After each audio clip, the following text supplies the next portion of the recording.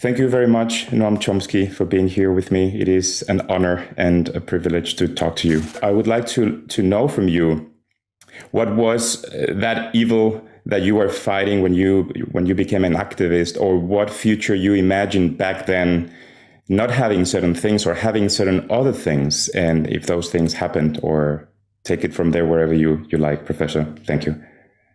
I don't want to bore you with the whole long history, but I began to be an activist in childhood.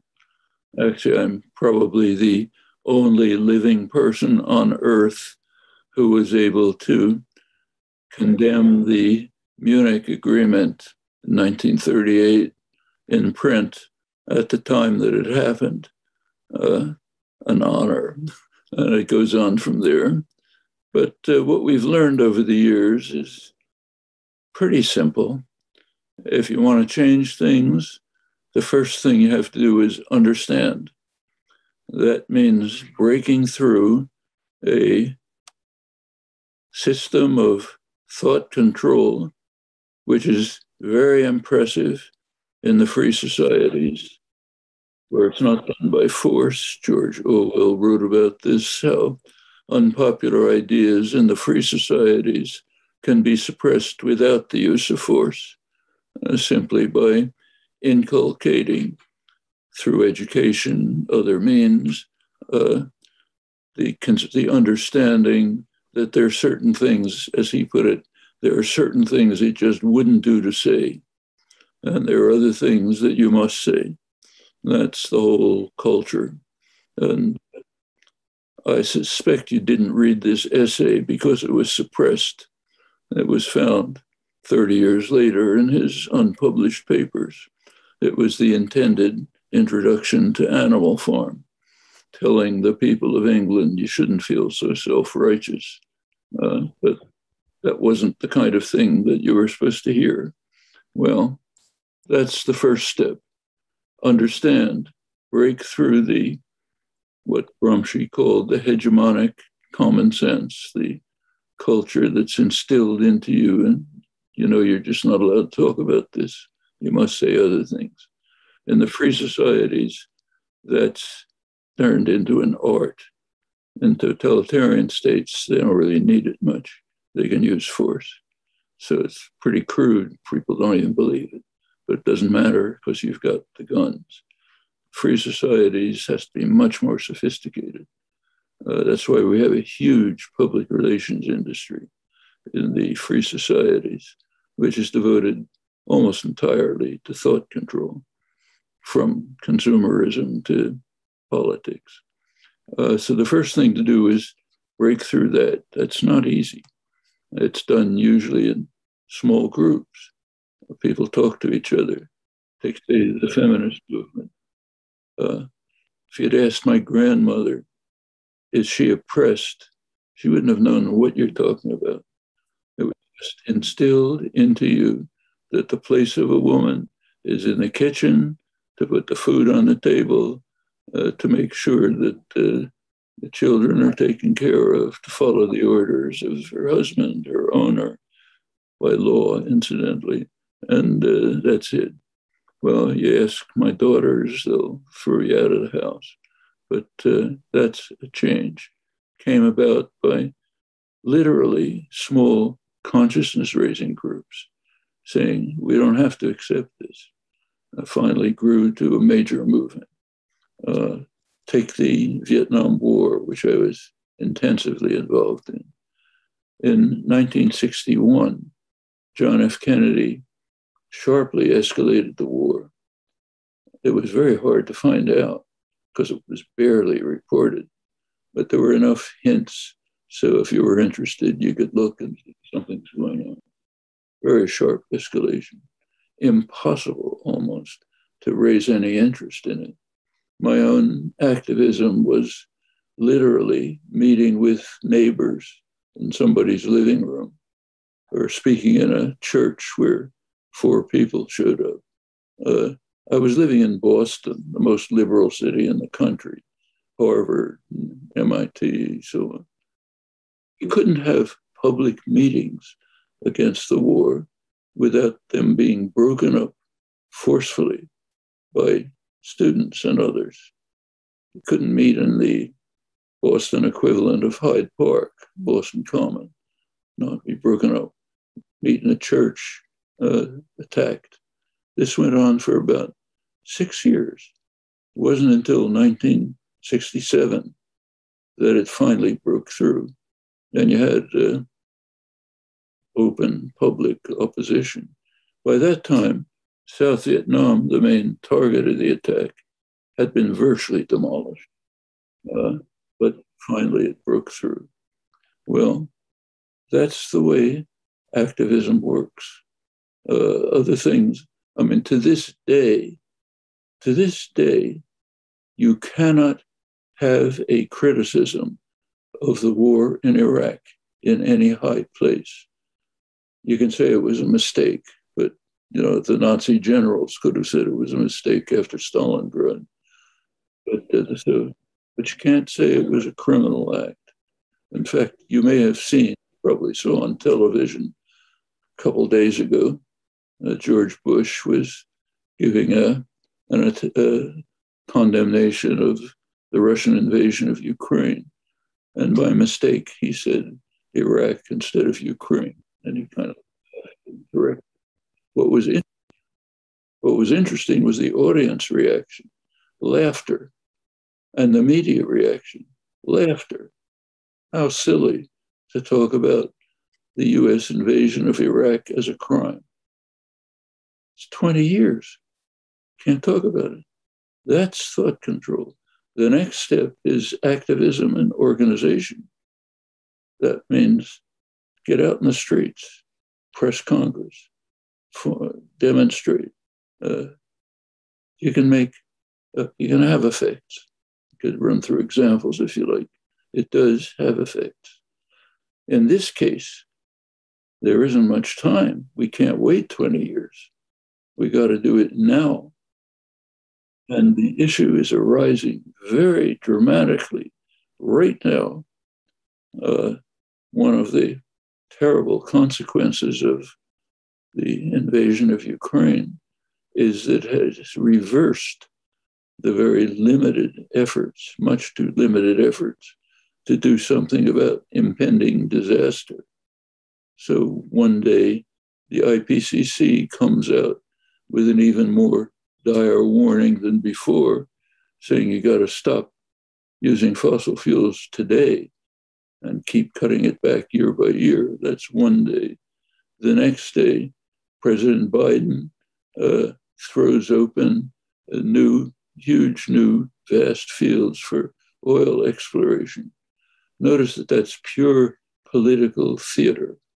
He knows, the commentators know, that it has no effect on oil production, gas prices, inflation, except a couple of years from now when it's irrelevant, and it's going precisely in the wrong direction.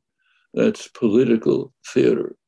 Now, an activist movement should be making that very clear out in the streets, saying, look, here's what we can do right now, not political theater, but what we can do right now. And again, that requires understanding and activism.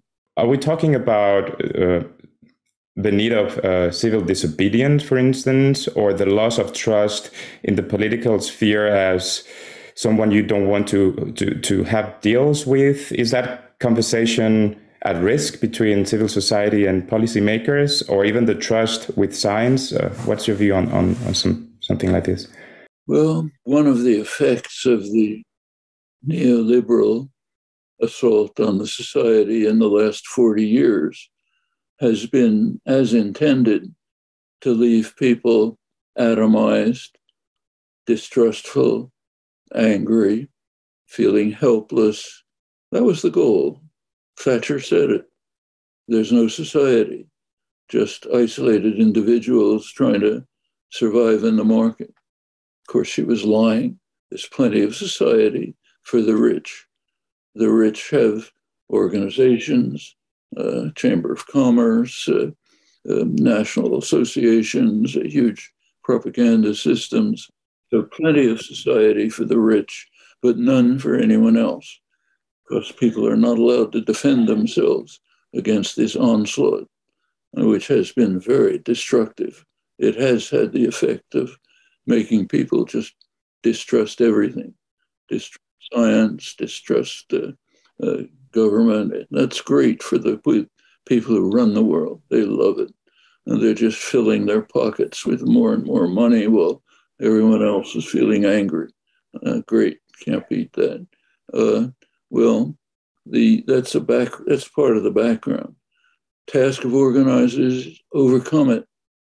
Let's create society. Let's take over the government. In fact, let's have the government buy the fossil fuel industries. That's not a difficult thing to do. My colleague, Robert Pollin, one of the leading scholars and activists in this area, has pointed out that the federal government, the US government, could take over the fossil fuel industry at a fraction of the cost that was used to bail out the financial industry after COVID. 10% of the cost, you can buy the fossil fuel industry. Immediately turn it to terminating fossil fuel use and developing renewable energy. That would be an immediate response. Is that utopian? Not in the least. It happens all the time for the rich. So go back to Obama, big recession. The US auto industry, huge industry, collapsed. The government had to take it over, nationalize it almost entirely. Government basically bought it, took it. What did they do with it? Bailed it out, handed it to the former owners so they could keep producing what we don't need, namely more cars for traffic jams and pollution. There was an alternative. Once they'd taken it over, could have handed it to the workforce and produced what we do need, like efficient mass transportation. That was a possibility. What was missing was activism. Nobody was pressing for that. It's one of those thoughts you just can't have. Well, you can have it if you think about it and if you act on it. If there had been an activist political movement at the time, it could have been pressing for this, could have gotten support from the workforce. Yeah, what do we need the bosses for? We can run this place and we can produce what we and our families and our community needs. I don't like sitting in a traffic jam a couple hours a day. I'd rather be able to get to work in 15 minutes and have a cup of coffee on efficient mass transportation. But people don't see that. It's not very difficult. It's not quantum physics. But somebody has to bring it to attention, work on it, make it understood. Well, that's what activist groups should do. Could be done this minute with the fossil fuel industries. It's not utopian. We even have models like what Obama did to even also to the financial industries. They were collapsing. The US took them over, bailed them out, gave them back to the former owners so they can continue to assault the society. Doesn't have to happen. And with serious activist movements, it wouldn't. And they can work through government. So take the United States again. There is a proposal on the floor of Congress for a meaningful Green New Deal, not a fake, but a real one. Alexandria Ocasio-Cortez in the House, the senior senator has been interested in environmental issues in the Senate. They have it on the floor of Congress. Almost nobody knows about it. Why? Failure of the activist movement. If you know about it, it could move from just on the floor of Congress, a resolution could move on to legislation. And it's desperately needed. So you don't just say, I'm going to forget about government. What you do is take it over. It's an instrument for moving forward in such ways as those that I mentioned. And things like that have happened in the past and can happen now and must happen now. And what can we do to expand that concept of activism or activist? Because sometimes I have the feeling that we are talking about pockets of activism, but the amount of activism that this task require relates with the systemic failure. There's something that we are patching, but it's not working. There's lots of forms of activism. I've talked about one, but others you mentioned I didn't talk about. I should. Things like civil disobedience. I mean, over the years, I've often been involved in civil disobedience, went to jail, beaten by the police, all business. But sometimes it's right. But one of the most important, hardest questions for an activist is to find the right tactics. Tactics are sometimes denigrated. Here's about them. That's what's most important. What kind of tactics will bring people towards recognizing the significance, justice of our cause? What kind of tactics will alienate them and drive them in the wrong direction? Everything turns on that. It's the most crucial decision you can make, and it's hard. But those are the things you have to think through carefully. So a lot of activism is very effective. Some of it is harmful. You have to pick and think carefully, experiment with it, and so on. So all of those means are open. They're often very effective, but it's usually over a long stretch, like I said about the anti-war movement. We don't have time now. And who would you say is the Goliath that that strategy should take down first? Who are the biggest offenders to take one after the other? It's everyone's task. There are people who speak out, like Greta Thunberg, for example, when she speaks to the Davos rich people and says, you have betrayed us. She's right, of course. She gets some polite applause and then pat her on the head and say, go back to school. But nice little girl. Well, has to go beyond that. And it is. I mean, Extinction Rebellion, the Sunrise Movement in the United States, almost always young people, have gone well beyond it. And the only answer to your question is work harder.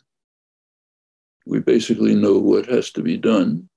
We just have to find the right ways to do it, keep at it harder. And there is no time to waste. I cannot even begin to list the amount of work you've put out there. Do you remember any kind of situation in which you were like, I'm going to dedicate my life towards communicating the importance of certain matters? Are you at this time a bit exhausted? Because let me explain these questions. I've been talking to a lot of activists lately, and there's this kind of sense of getting tired, getting exhausted. You need to really have a motivation that's burning in you. This address, I think, what is your motivation and how you keep on running with so much power for so long? Tell us your secret. We want to share there. I think the question is the opposite one. Why don't people keep at it constantly? That's the question. My personal experience doesn't matter. That's one person. But I've been at it constantly for over 80 years. Okay, other people, I don't understand the question. How can you not be active? You haven't. Let's take right now. You and I understand, all activists understand. We have a few years to determine whether the human species will survive in any organized form. we keep on the current direction, pretty soon, not very far, South Asia will be uninhabitable. It's already reaching temperatures close to 50 Celsius, unsurvivable. I mean, survivable for me. Like, I happen to live in Arizona. Temperature does get into the 40s, but this is the United States. I have solar panels, good air conditioning system, so I can survive. Not if you're a peasant in Rajasthan. Okay, you can't survive. That means that South Asia, hundreds of millions of people, going to be unlivable. Okay, Middle East, mostly going to be unlivable. In fact, a lot will be underwater. It's getting worse because of the Ukraine invasion, but it was bad enough before. Places like Southwest United States, where I live, isn't going to be any water, drought, maybe some technical. And you look at how the elites are looking at this, it's astonishing. So take the Wall Street Journal, leading business journal. Go back a couple of days. There was a long editorial, very interesting. One of the main investment counselors for one of the huge investment firms made a speech in which he said, look, this global warming business is nonsense. So it'll happen. Who cares? So Miami will be 6 feet underwater. That was his phrase. Who cares? We can manage that. We're investors. We believe in the market, the holy market. That tells us plan for a couple of years from now, not 20 years. That's all these liberal, right, Marxist, communist lunatics. So just forget about it. Invest in what's profitable. Fossil fuels, skyscrapers in Miami Beach, you make money out of that. Well, he was criticized.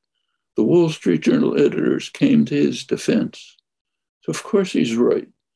Anyone who doesn't believe in the market is a communist sympathizer, a tree hugger, a maniac. Forget about them. We're here to make money tomorrow. Okay. That's the Wall Street Journal. We're talking about the business world. Okay. They may make some nice comments about how responsible they are, but that's the mentality. Well, so they might even budget for the impact that they have in nature, and it becomes part of their budgeting system towards how they approach nature. Do you think the implementation of new crimes in the International Criminal Court, like ECOCIDE, criminalizing mass destruction of nature, could help the situation and fast track it a bit?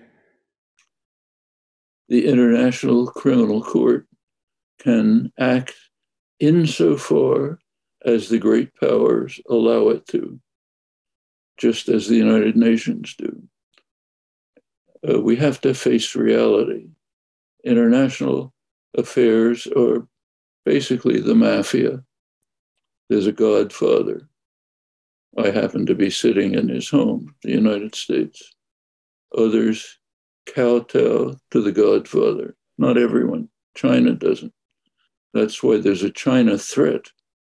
You open the New York Times this morning, big article on the China threat. Secretary of State, United States, is announcing new measures to contain the China threat. Then Chinese aggression, they say. What's Chinese aggression? Well, read the article. Chinese aggression is committing resources to develop more effective industries and advanced technology. That's Chinese aggression. Chinese aggression is not following the rule-based international order. It's an interesting phrase. There is an international order called the United Nations, but we don't want any of that stuff. We want the rule-based international order where we set the rules, okay? Everyone is supposed to repeat that. The thing that we honor is the rule-based international order. China's not following it. They're not following our rules. They're an aggressor. We have to surround them with, as he describes, with encircle them with hostile states, heavily armed, new precision weapons aimed at China to stop their aggression. Their aggression's not off the California coast. It's in China. Plenty of rotten things going on in China, horrible things. They're not aggression. In fact, recently, former Australian Prime Minister, Paul Keating, a well-known statesman, had an article in Australia on the China threat. He ran through the various charges about the China threat, finally concluded there is a China threat. China exists.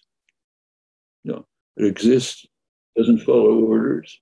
It's developing its own systems through Central Asia, reaching an economic system, development loans. It's advancing in high-tech industry. It's reaching into Africa, even into Latin America. That's a threat. Can't have that. They're not following orders. Orders are be subservient, like Europe. Europe follows orders, so they're okay. So when the US abandons the Iran agreement in violation of Security Council orders, that's okay. Then when the US imposes harsh sanctions on Iran to punish Iran for the fact that the US pulled out of the agreement, Europe doesn't like it. In fact, they protest, but they obey. They observe sanctions, but you don't step on the toes of the Godfather. So when you bring up the International Criminal Court, look at who it goes after. Africans, African murderers. Does it go after George W. Bush for invading Iraq and destroying the country? It's unthinkable. All you do is laugh if he makes his invasion of Iraq by mistake. Well, that's reality. You can play the games of the elite intellectual classes if you want and talk about a rule-based international order and the China threat. Or you can throw the propaganda to the winds, look at the real world, undertake actions that make sense. As I said before, there are two steps. Break out of the indoctrination bubble, which is hard. Then, once you understand something about the world, take the appropriate steps. The first step is very hard, but you can do it. I would like to ask you, as you know so much about the creation of meaning in our heads, these preconceived ideas, this manufactured predisposition towards thinking one way or another, that has to do with storytelling. What are we missing in the story? Because it is so important. The things you mentioned, all these areas in the world being unlivable, what we are missing in the story so we pay attention, how we can bring that meaning into our heads. The answer's right up here.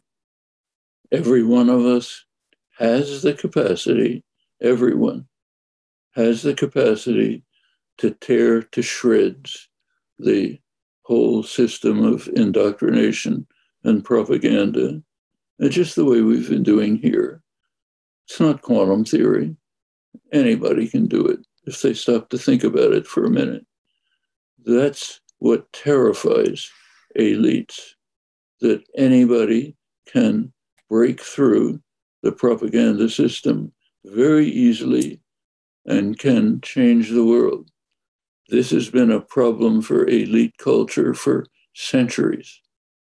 David Hume, mid-18th century, wrote one of what's the first major text in what we now call political science, First Principles of Government. He starts off by saying that there's a strange paradox, what he calls the easiness with which the many subject themselves to the few. even though the power is in the hands of the many, but they don't use it. It's a miracle. How does this happen, that the few can control the many? He says the only answer is consent, what was later called manufacture of consent. The elite are capable of manufacture of consent, so the great mass doesn't use the power that they have. They consent to be governed. Well, that's a lesson to activists from a couple hundred years ago. Tear away this veil that makes you consent. That's every aspect of life. Take something as simple as graduating from college and looking for a job, or maybe graduating from high school and looking for a job. It's considered the highest aim in life to get a job. But what is getting a job? Getting a job is becoming a slave. It's subordinating yourself to a master for your entire waking life, almost your entire waking life, following orders. Here are the kind of clothes you're allowed to wear. Here's when you're allowed to go to the bathroom for 5 minutes. Here's somebody you're allowed to talk to. Here's the path you have to take if you're in an Amazon warehouse to get from here to there. Just follow the orders. Become subordinate to a master. Highest goal in life. It hasn't always been that way.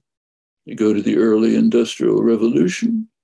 This was regarded by working people as a fundamental assault on human rights and human dignity. In fact, it was simply called wage slavery. That was the standard term. Humans shouldn't accept this. The slogan of the first great union in the United States, the Knights of Labor, enormous union, was those who work in the mills should own them. No masters. No masters. We run these things. We own it and run it ourselves. No attacks on our dignity. It took a century of intensive indoctrination to get people to move from this is an intolerable assault on our basic human rights to this is the highest goal in life. Well, that's one of the simple things. We see it every minute. That can be reversed too. And the same is true in just about everything we've discussed. David Hume was correct. The masters have to impose consent. They have to manufacture consent. Walter Lippmann's phrase. What was Lippmann referring to? He was the leading intellectual in the United States and the public intellectual in the 20th century, a liberal. Roosevelt, Kennedy, liberal, in favor of manufacturing consent. He said, we need it. We have to ensure that the ignorant and meddlesome outsiders, the public, stay in their place and don't participate because they're too stupid and ignorant to run things. We have to run it, we smart guys. That's the liberal end of opinion, almost entirely. And he's following, he didn't know it probably, but he was following Hume's directive. You have to control and manufacture consent. Well, what about the victims? They don't have to accept that. They can tear it apart. They can do things like press right now for government takeover of the fossil fuel industries, end the use of fossil fuels, turn to renewable energy, mass transportation, other things that we need to survive and will make life much better. Can be done tomorrow. It's feasible, well within our economic resources. As I said, Paul Pollan put it, it's a fraction of what was spent to bail out the financial. It's not utopian. You have to tear apart the veil of indoctrination, learn about reality, help others understand it, go to work, to act, to carry out the things that can be done right now and must be done if there's going to be any meaningful form of survival. Thank you very much, Noam Chomsky, it's been a true honor talking to you. Is there anything you would like to add towards the Green Revolution, something that we missed? The only thing I'd like to add is that what I've been saying, everybody knows or could know with the slightest effort. I haven't been saying anything that's in the least bit difficult, nothing that a 10-year-old couldn't understand. Could tell it to my grandchildren, they'll understand it. By now, my great-grandchildren. But it's easy. Anybody can understand it. It's an effort to break through the massive system of propaganda. But it's not a huge, it may be, it's easier to conform. If you don't conform, there are penalties. You can lose your job, you get attacked, you get vilified, lied about, and so on. Okay, that's the price of being honest. And in this case, it's well beyond being honest. It's trying to save all of us from total catastrophe. And the ones in the future, because sometimes, when we think about social justice, we just see the ones living today, but the decisions today will affect billions of people. Oh, yeah. Thank you very much, Noam Chomsky. Thank you. It's a pleasure to talk to you.